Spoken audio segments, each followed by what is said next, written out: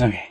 Smashing and plapping away in the distant but ever-praised but unattainable 2D plane, homes are filled with warmth and comfort amidst the bitter, frost-bitten frigid cold. Body parts slamming, juices secreting, and cardiovascular systems pumping, among other things. Yes, I know it may seem like a fantastical and very erratic and bizarre notion to insinuate, but I assure you, I've done the research. I have fact-checked notations and citations, and I've conducted numerous experiments that may or may not have been reasonably sound.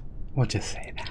But I did it for science, research, and the pursuit of knowledge. And I have found, if articulated correctly, the sweaty, mind-breaking, back-breaking, overzealous plapping and smashing by 2D beings can be converted into thermal energy. That due to the 3D creature's composition is in many ways raw thermal energy. This is especially fascinating because it presents the idea that I'm sure many a corrupt energy-selling tycoon would be eager to get their slimy, icky hands on. In theory, you see, I have found that anime specimens smashing have enough stamina, prowess, inventiveness, and out-of-balance shakes juices and hormonal responses continuously pulsing and erupting like unstable, eroded, erotic volcanoes. They could, in theory, be used to heat up entire sections, sectors, provinces, and districts with the sheer power produced by their incessant smashing and plapping of wild, wet organs. How so? Well, I have proven in a rather old video, like the renowned diligent researcher that I am, that anime specimens are hot.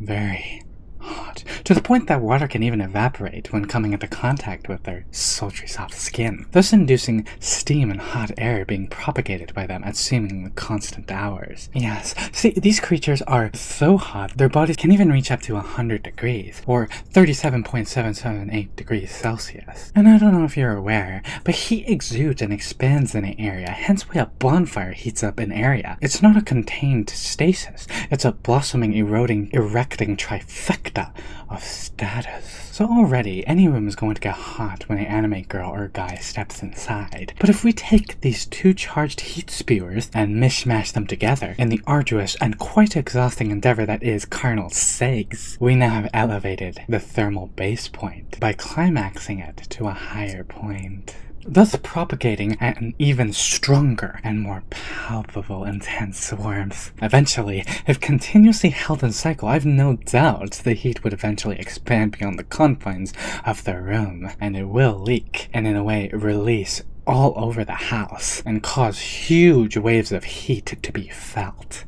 And I don't want to be too bold, but I think even their ancestors are going to feel it. And so, inadvertently, should you use multiple people committing acts of course in inter, they will no doubt produce copious amounts of thermal heat that, combined with the excess leakage of juices by the subjects in question, will cause a undoubtable, dare I say tangible, warmth to be felt by all those near, as well as instigating a potentially sticky and humid ambience. Now, I know this sounds crazy, but I believe it's just crazy enough to work. I know how I'm combating the icy cold this winter with intense, continuous, prolonged, prolapsing, prolapping, overlapping psych sessions in quick succession. Not performed by me, but by, willing subjects.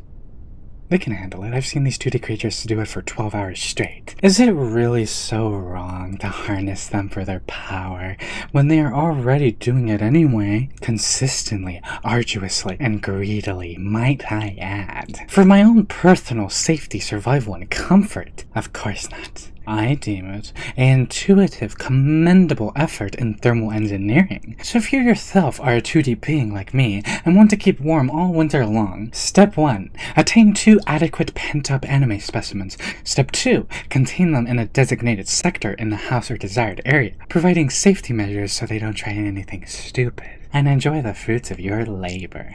Or rather, their labor. I'm going back to the rubber room, aren't I?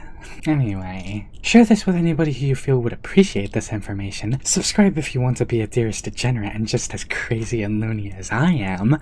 And to all my dearest degenerates, I'll be back to answer another question that not even scientists can answer. Bye, my degenerates.